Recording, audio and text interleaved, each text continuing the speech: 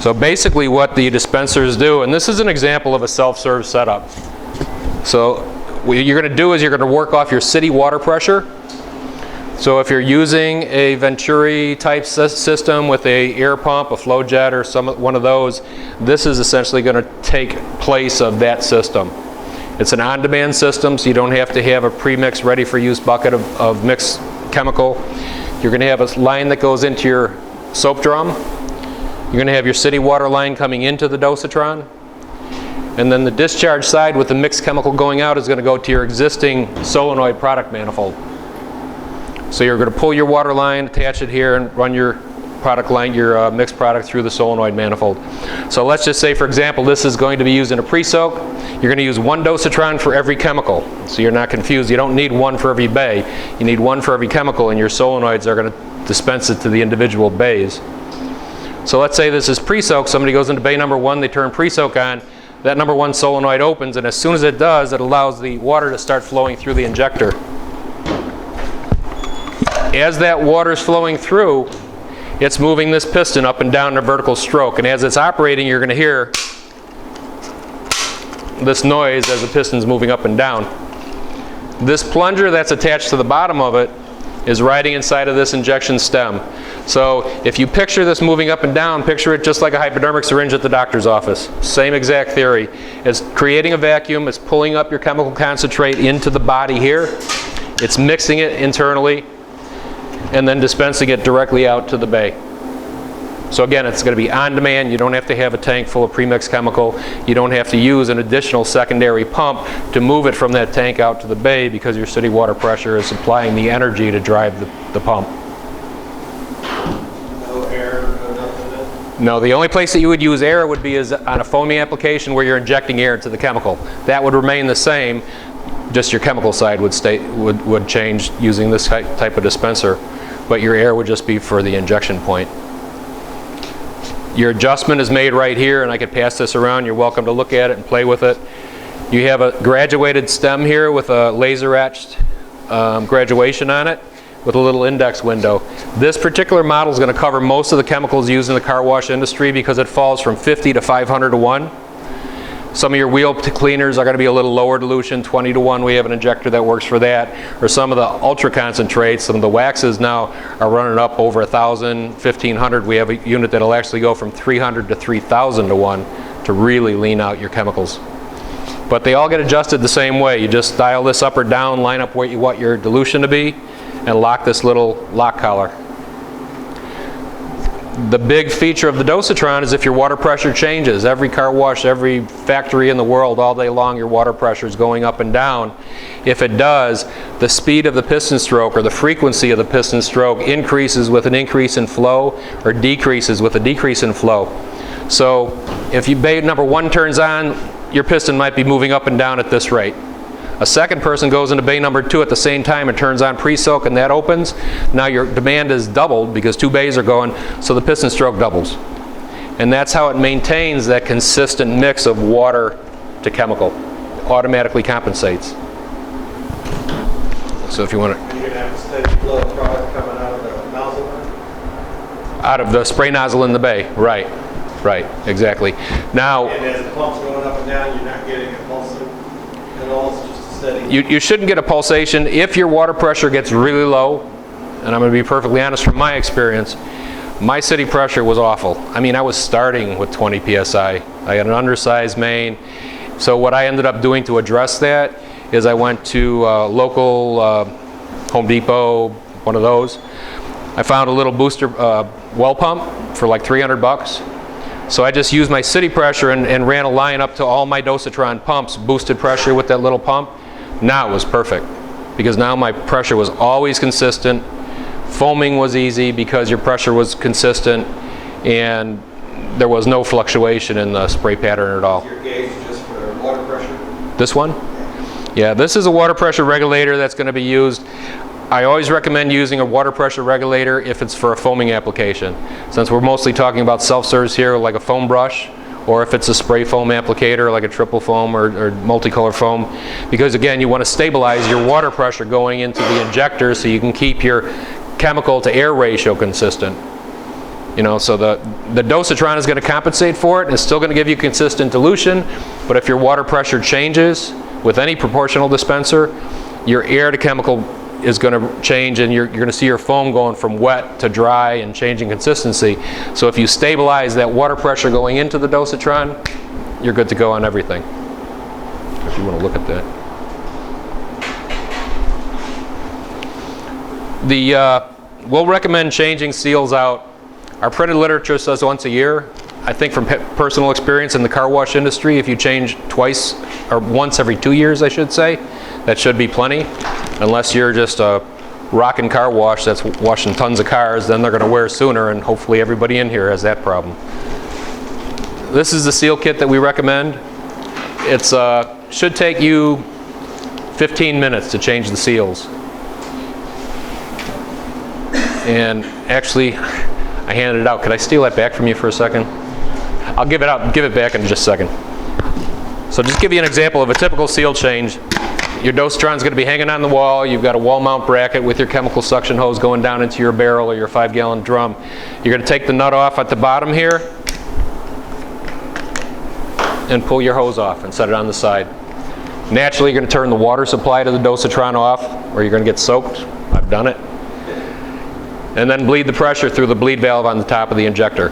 Once you've got that done, unscrew the top, lift it off, and then you just reach down and pull the piston assembly straight out the top. So this is still mounted on the wall like this. This little O-ring here at the bottom of the piston is what's creating that vacuum to draw the chemical. You just pinch it off and pop the new one on. That's the first seal. Take a look at that.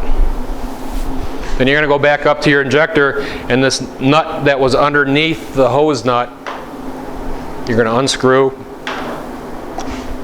and you're going to pull this little check valve out. We don't use, on most of our models, a foot valve on the suction hose, like you're probably familiar with.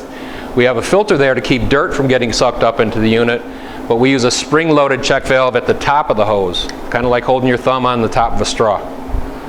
That comes in the kit as an assembly. So you just pop it out like I showed you, and then pop it back in and screw the nut on. So it's real simple. The next seal, you're going to loosen this nut at the top, slide it off. And be careful when you do this, because this stem, remember, is going to be full of chemical concentrate. So if it's like a red foam brush soap, wear gloves, because when you pull it off, it's going to spill a little bit. But then there's this seal right here. That O-ring, just again, pinch it off, pop the new O-ring on. The last one is inside this injection sleeve on the inside, so you're going to take this nut off. And also in here, by the way, just this is where it gets a little confusing. We have illustrated instructions in here, step by step, on how to do this. And then we also have videos on those thumb drives. I think the video is in for the seal change. You can also go to our YouTube channel, and it has step-by-step videos of how to change it. Because the first time you do it, it's going to be a little bit confusing, but I guarantee you after the first time, you're going to be done in no time. So now you're going to pop this little C-clip off, and then just push this white stem up and out, and you're going to see the, if I can get my thumb in there, there we go, the other O-ring right here. Just place the O-ring, push it back down, put your C-clip back on, and then reassemble the unit, and that's it. I mean, maintenance is incredibly simple. This new design, this D14 series design, is probably one of the best designs that our engineers have come up with, I would say, ever. Not only did they redesign this whole bottom half, the chemical suction side, but they redesigned the motor. And as you look at that piston as it comes around, the predecessor models, or previous models of Dosatron injectors used in car washes, our D14 series and our D25 series, again, they all worked off the same principle. But when the engineers came to us and they said, okay, what can we do to make the product better? Just from talking to people in the field, we realized they were a little complicated. The motor assembly on the previous model of this, if you disassembled it and laid all the parts out on the table, you had almost 60 some parts, I believe it was. If you take that motor assembly part, you've got about 15. So less is better. Less moving parts, less chance of something to break, less maintenance, less wear, and they actually did it to our pleasure and, and redesigned it according to what we had hoped for. So that kind of is the quick down and dirty on Dosatron proportional dispensers. Anybody have any questions, concerns, issues? If you even got issues, tell me now. I'm open to it. Does that ever get clogged when it sucks up through the barrel, like in the injector valve? Yeah, you can see you've got a good size opening here and the suction hose. Okay, so if you get debris up there, it's going to flow through, which is an advantage over an adductor with orifice tips, because typically with an orifice tip, it's controlling the concentration going out to the wash. By the smaller the tip, the less chemical it's drawing, because it's restricting that flow. But the downside is the smaller the tip, the greater the chance of it possibly getting plugged up with something. So this is pretty much a good flow through. This is almost an 1/8 inch barrel, and then you can look in the stem here and you can see the size inside of there as it's pulling the product. You're welcome to look at that. So, and if chemical gets up, or dirt gets up in there, like I said, it's pretty much going to flow through the water valves on the injector and flow out. So most likely where you're going to end up finding it is out at the gun tip. Right. Anybody else? Any other questions?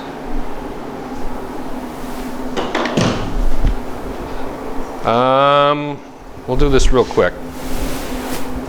Did I say how long Dosatron's been in business? 58 years. You win.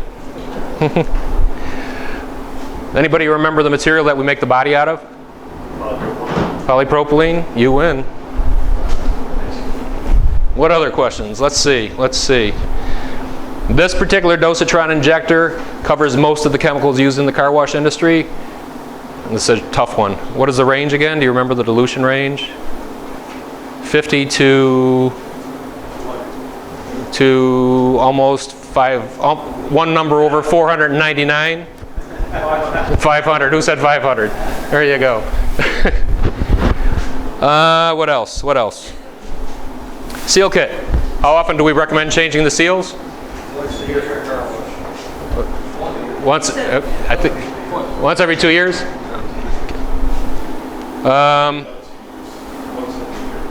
Yeah. Once every year. If you want to do them once every year, you're good to go. I got more hats than I got questions. Let's see. This button on the top, I didn't tell you about this, come to think of it. Pressure relief, right, air bleed. There you go. Suction hose, over a period of time, you're going to probably notice that it's going to start to get a little stiff. You run into that, especially with the high pH chemicals. What I recommend is once a year when you do your cleanup, or once every 2 years when you do your maintenance, pull the suction hose off, clip about 1.5 inches off the end, and then reseat it. Because what can happen is one of the symptoms will be is if that suction hose isn't seated tight on here, it's going to draw air, and then you're going to see your dilutions and your chemical mixture going crazy because it's sucking air into it. So what do you do to keep the thing from sucking air? Cut it off. There you go.